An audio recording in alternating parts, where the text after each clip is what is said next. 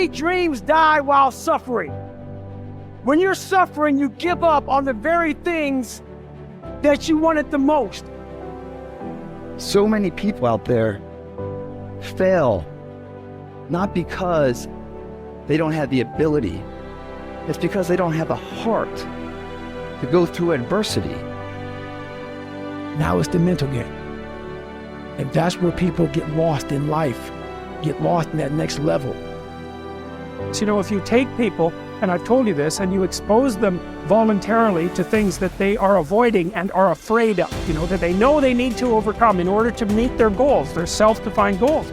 If you can teach people to stand up in the face of the things they're afraid of, they get stronger. And you don't know what the upper limits to that are, because you might ask yourself, if for 10 years, if you didn't avoid doing what you knew you needed to do, by your own definitions, right, within the value structure that you've created, to the degree that you've done that, what would you be like? Well, there are remarkable people who come into the world from time to time, and there are people who do find out over decades-long periods what they could be like if they were who they were, if they spoke their being forward, and they'd get stronger and stronger and stronger, and we don't know the limits to that. We do not know the limits to that. And so you could say, well, in part, perhaps the reason that you're suffering unbearably can be left at your feet, because you're not everything you could be, and you know it. Now, whatever goal you have, you're going to have some opposition, you're going to have some difficulties, you're going to have some challenges, you're going to have your inner conversation telling you can't do it, and you're going to have people picking at you. You got to talk to yourself when you begin to think negative. I don't think I can do that, Les. You can. Why don't you just test yourself? Why don't you stretch, Les? Come on, man. When you start seeing yourself thinking something negative, stop it right quick. Stop yourself. Catch yourselves. When you find yourself getting negative with people that you have allowed to push your buttons, when you find yourself becoming negative about what's happening to you, you've got to affirm to yourself in the process, hey, no, I can make it. There's some way this can happen for me. As you start believing that you are worthy of good things supposed to happen to you, you develop a sense of entitlement. Good things supposed to happen to me. Working on yourself, watching that inner dialogue, it will determine the quality of your life. You chase something that you believe you deserve until you get it. And it doesn't matter what happens to you. It doesn't matter how many times you get fired. It doesn't matter how many people don't believe in you. Just go until you get it. Because if you're willing to go through all the battling you got to go through to get to where you want to get, who's got the right to stop you? Nobody. It's your right to listen to your gut. It ain't nobody's right to say no. And you earn the right to be where you want to be and do what you want to do. If you do what is easy, your life will be hard. But if you do what is hard, keep coming back again and again and again. Get up dressed every day, knowing some way, somehow, with a spirit of expectation, I can do this. If you do that over and over and over again, your life will be easy.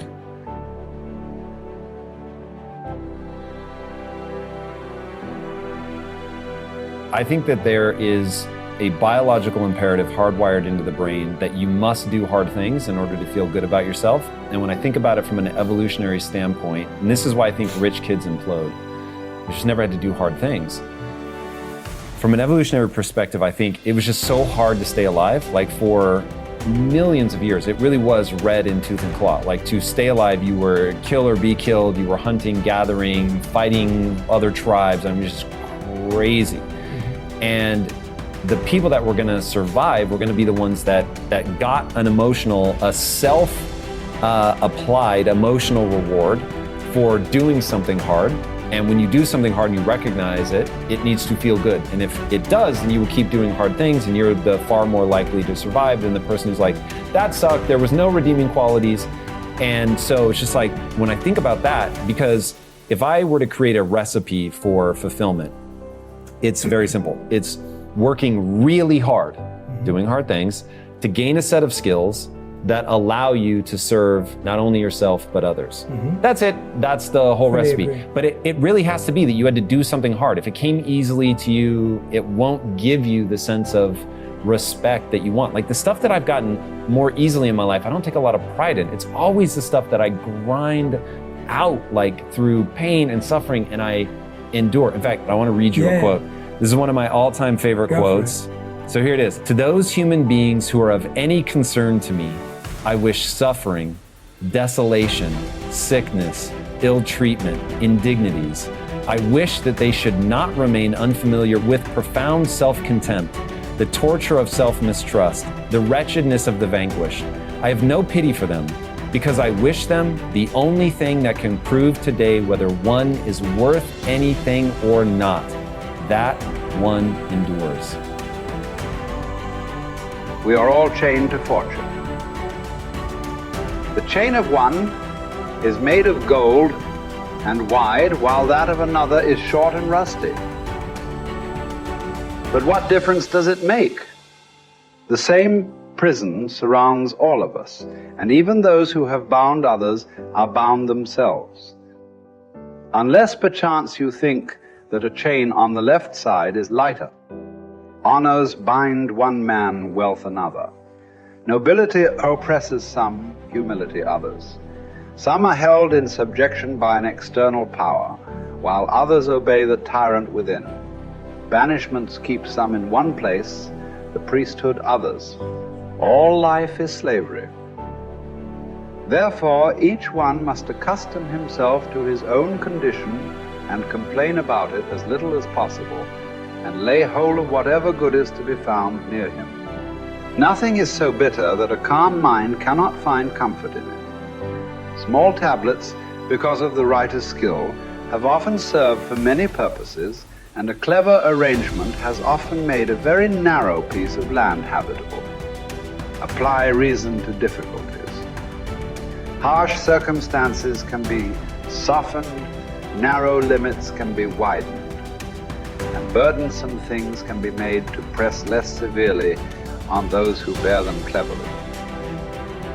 We are emotional creatures. We all study, like you're talking about it, using your brain. You're such a smart person. I love you dearly.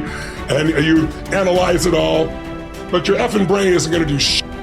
What's going to do it is enough emotion. Well, emotion is the power. Emotion is what starts wars. It's what ends wars. Emotion is what gets you married. Emotion is where kids comes from. Divorce is where emotion comes from. Everything that you can think of a major change in humanity, from the most extreme of war to the most gentle of love, all come from human emotion. So it's the mix of emotion. It's like knowing what you want and having the right fuel to get there. And if the fuel has no combustion, you're just bored, you're not going anywhere. If the fuel is total trauma and I'm overwhelmed, you just blow up and go nowhere. There's that delicate balance, and I've learned over the years how to help people find that balance. I would ask you to consider something. Please. What you just said is absolutely true. I know you really well, and you know how much I respect and love you personally. And what you've accomplished in your life is extraordinary. What you're continuing to accomplish is extraordinary. But there's an emotional inflection that made you use those things in those moments. It wasn't just those understandings. The emotion made you find the answers, brother. And then you have a really smart mind, you found the answers, figured out how to use it. But there were inflection moments that made you do it. There's a reason why you left your company after building it to $1 billion. It wasn't intellectual. It's emotions. So, but you have developed your mind so much, it's like your right arm, your bicep is really strong, your left one, not quite as much. And I'm inviting you to consider that your left one is your more powerful one, and you've used it in key moments. But it's very protective to use the mind, because we're all afraid to feel a little too much. So the more I can understand it, I put it out here, I can analyze it, I don't have to be in it. But the truth is, where the real impact is when there's enough emotion that gets you to apply the things that you understand intellectually, right? Or find the answer that you didn't even have the answers. You found the answers intellectually because the emotion drove you. So it's really studying what creates that emotion that makes the difference in anybody's life. That's where everything begins and ends, is with emotion. And yet our society is all about up here. In Chinese medicine, it's all about the heart, right? That's considered the center. Right? In America, we think it's the brain. Now, when you first are born, your heart starts beating. That's how we know you're alive, and there is no brain yet. And this literally is the initial sense of intelligence. That's why, for thousands of years, even poets have talked about the power of the heart.